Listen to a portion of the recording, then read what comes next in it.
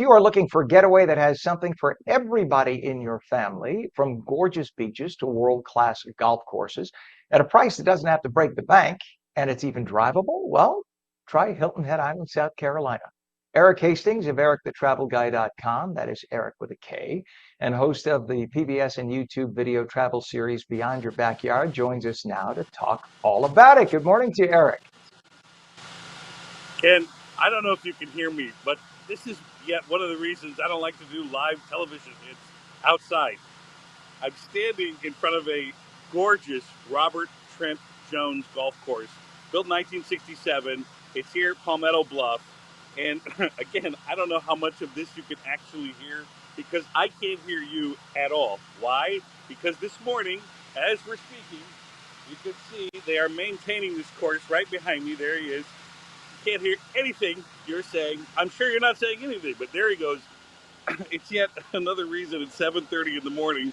The birds are chirping, the sun is shining, it's peaceful, it's serene, and it is an immaculate course.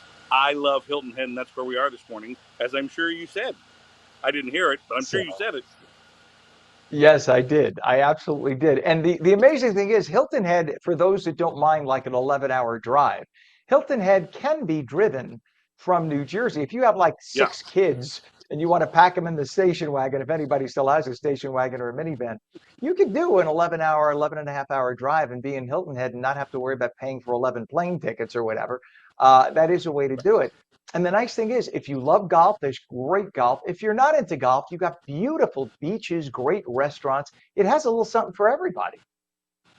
No, it really does. And I think that's one of the things I wanted to talk about today, especially because again, people think about like, well, I'm not going to go to Hilton Head in the summer because that's when peak season is. Look, every place in the world has essentially three different seasons. And Ken, you and I have talked about this many times, but peak season here on Hilton Head Island is the summer, of course. Now, as you know, it's October. I'm here in shoulder season, and as I said, the temperature is perfect. We were at the beach yesterday. Caligny Beach is the beach we were at yesterday.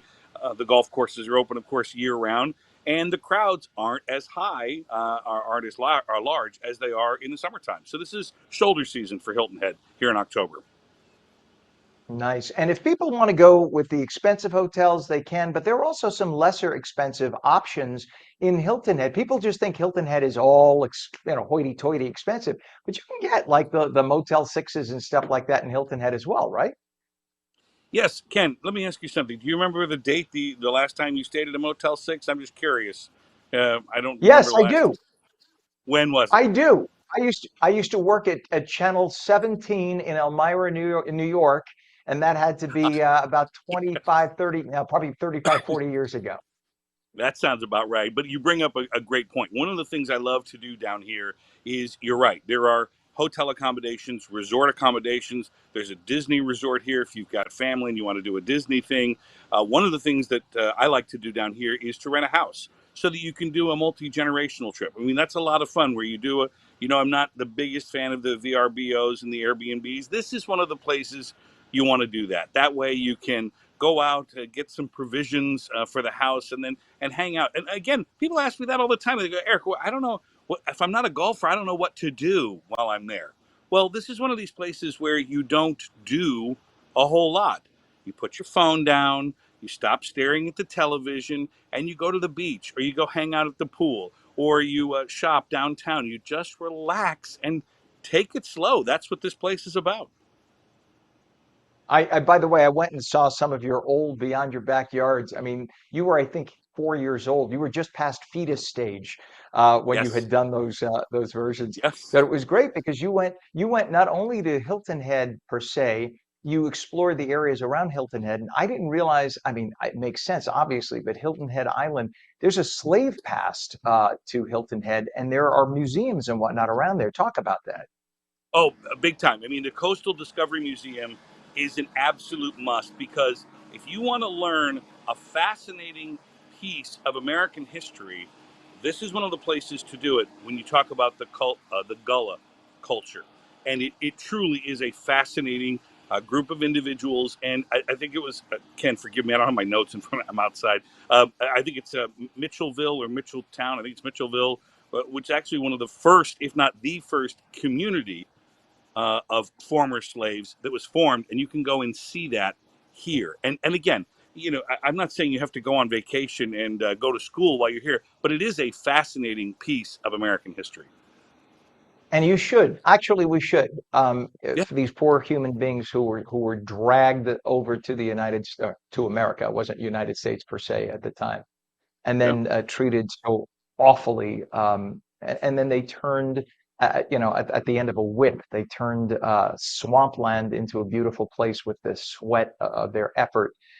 They are the truest of Americans from that time and helped build what is a beautiful country now. And I think they need to be remembered for the heroes that they were. Not that they wanted to do that; they were enslaved, but nonetheless, I Right. think that people need to see and understand that these were incredible human beings who did what they did, and they need to be remembered.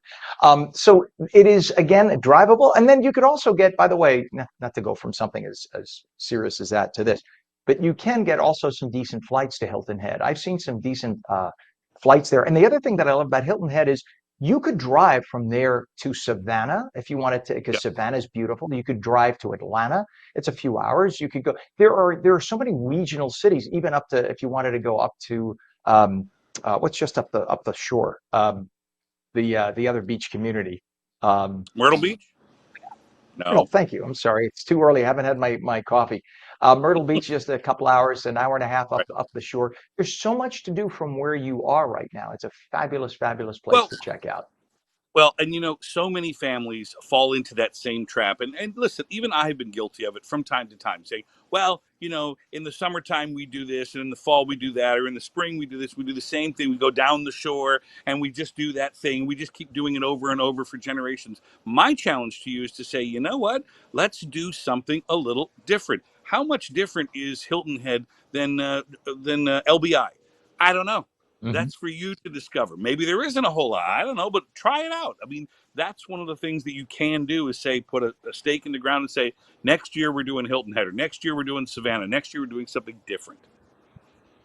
I love it. Erik Hastings of ericthetravelguy.com. Go enjoy that golf course. That's Erik with a K, by the way, host of the PBS and YouTube video travel series Beyond Your Backyard, and owner of the Speakeasy Murder and Other Acts of Prohibition Dinner Theater in Orlando, Florida. Check it out when you head down to the theme parks. Thank you, sir, for joining us this morning, as always, and enjoy the humidity of Hilton Head. Thank you. See you, Ken. All right, buddy. We'll see you.